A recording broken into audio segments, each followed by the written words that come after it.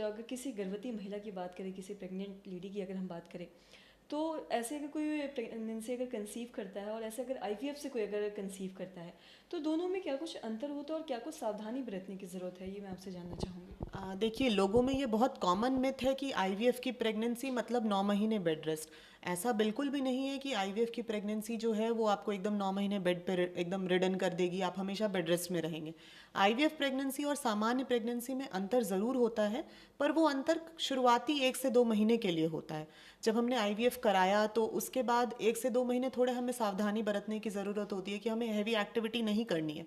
साधारणतः वो हम हर प्रेग्नेंट महिला को बोलते हैं कि पहला 3 महीना, जिसे हम फर्स्ट ट्राइमेस्टर कहते हैं, उस समय आप हैवी एक्टिविटी ना करें, किसी भी तरह के एक्सेस क्या, बिल्कुल भी अल्कोहल का सेवन नहीं होना चाहिए, कैफीन एक्स्ट्रा मात्रा में ना लें, अच्छी स्लीप लें, डाइट आपका हेल्दी होना चाहिए। आईवीएफ केसेस में साथ में इंपॉर्टेंट हो जाती हैं कुछ मेडिकेशंस।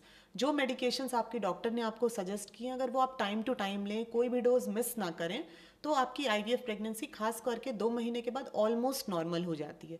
प्रॉब्लम कहाँ आती है कि आईवीएफ अक्सर हम कर रहे होते हैं वैसे ही कंडीशंस में है जहाँ पर ऑलरेडी फीमेल में कुछ ना कुछ मेडिकल कॉम्प्लिकेशंस हैं, या फिर कुछ ऐसे कॉम्प्लिकेशंस हैं जैसे कि उसकी सर्विक्स की लेंथ छोटी है, वो बार बार अबॉर्शन का शिकार हो चुकी है, उसकी यूट्रस बहुत डिस्टॉर्टेड थी, उसे करेक्ट किया गया। तो जो ये कॉम्प्लिकेशंस हैं, इनके वजह से उनमें एक्स्ट्रा सावधानी लेने की ज़रूरत होती है, और अदरवाइज आईवीएफ प्रेगनेंसी बिल्कुल सामान्य प्रेगनेंसी की तरह होती है। और साथ ही अगर कोई एक बार आईवीएफ से प्रेगनेंसी कंसीव करता है, तो क्या वापस वो कर सकते हैं?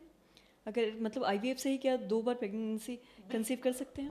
बिल्कुल, आईवीएफ के बाद आप दोबारा भी आईवीएफ करा सकते हैं। देखिए, आईवीएफ के केसेस में क्या होता है कि हमने आईवीएफ क्यों किया, ये इंपॉर्टेंट होता है। कई बार आईवीएफ हम लोग ऐसे महिलाओं में करते हैं जिनमें हार्मोनल इश्यूज होते हैं, ट्यूब्स बंद नहीं है, यूट्रस बहुत अच्छी है, मेल का कोई फैक्टर नहीं है।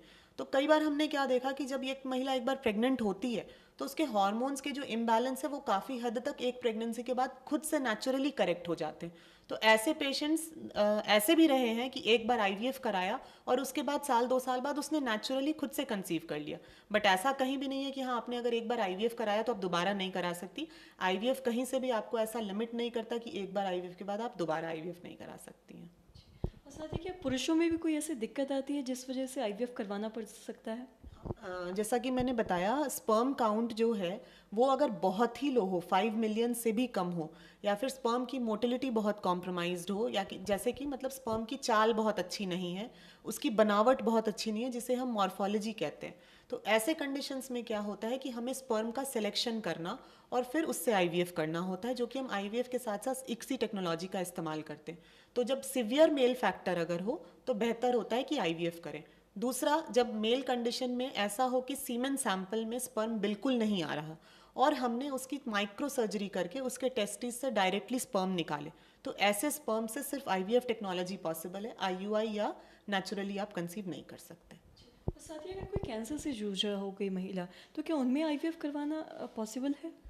देखिए, अब कैंसर ट्रीटमेंट के साथ ये इंपॉर्टेंट हो जाता है कि कैंसर ट्रीटमेंट के पहले फीमेल्स ने अपने या तो एग्स प्रिजर्व करा लिए हों, और अगर वो मैरिड हो और उसका एक पार्टनर हो तो उसने अपने एम्ब्रियोज प्रिजर्व करा लिए हों। तो ऐसे कंडीशन में हमारे लिए इनको फिर जब एक बार कैंसर की थेरेपी कंप्लीट हो जाए, उसकी यूट्रस अगर हेल्दी हो, उसकी मेडिकल कंडीशन उसके डॉक्टर्स अगर परमिट कर रहे हो, तो हम इन लिए हुए प्रिजर्व किए हुए एग्स या एम्ब्रियोज के थ्रू उनको आईवीएफ के माध्यम से प्रेगनेंसी दे सकते हैं।